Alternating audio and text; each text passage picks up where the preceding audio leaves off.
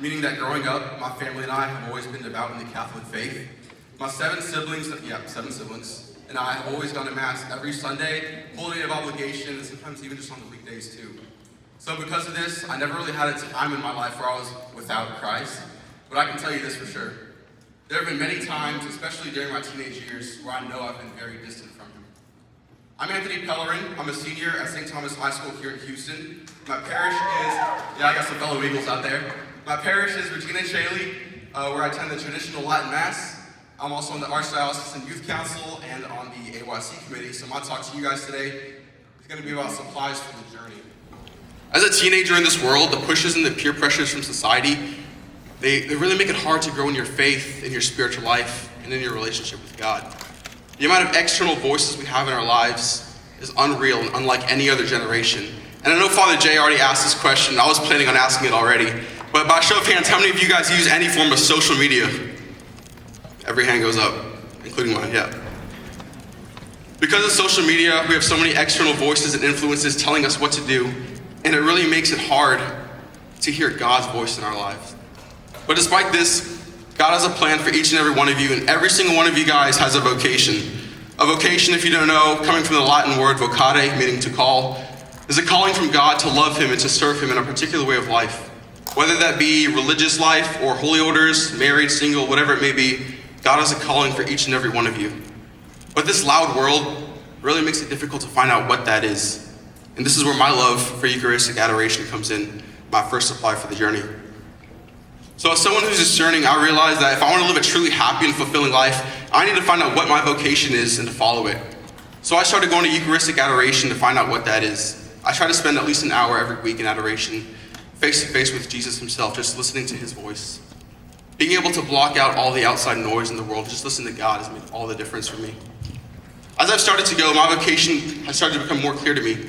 And even though I have multiple offers to go play college football, something's telling me to leave that and become a priest instead.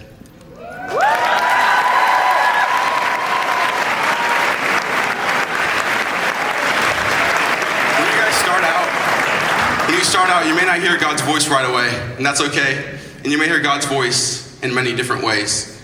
But you're not going to find out what God's telling you to do unless you make an effort to figure out what that is. There's a saying, God can't steer a parked car, so move. I'll say it again, God can't steer a parked car, so move.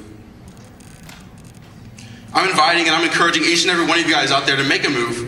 And I know we had Eucharistic adoration already, but I'm inviting you and encouraging you to come again later today. Spend some time with Jesus. Even if it's just for a few minutes, spend some time with Him. Start off low and build up to it.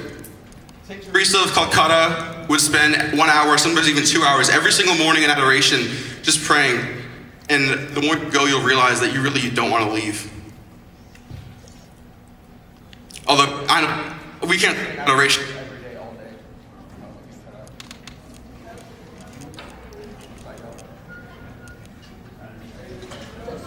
Come on, you got it.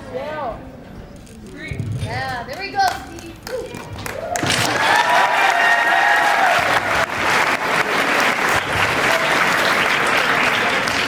I don't think Satan wants you to hear this message. So even though we can't stay in Eucharistic adoration all day, every day, although I wish we could, that would be awesome.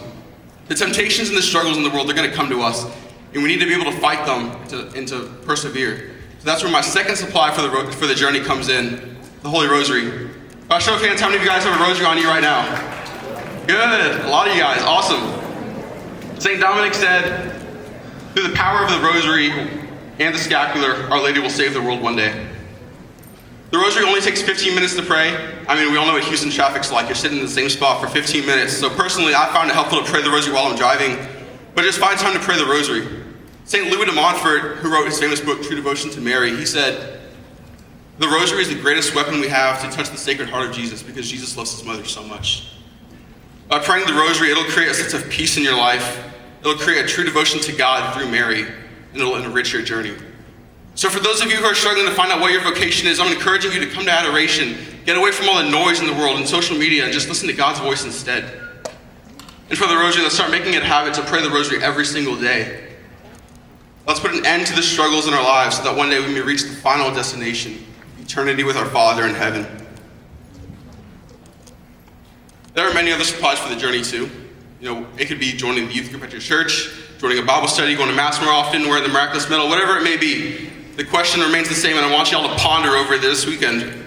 What will your supplies for the journey be? If you guys have any questions, feel free to come up to me afterwards and ask me. I'm happy to talk to all of y'all.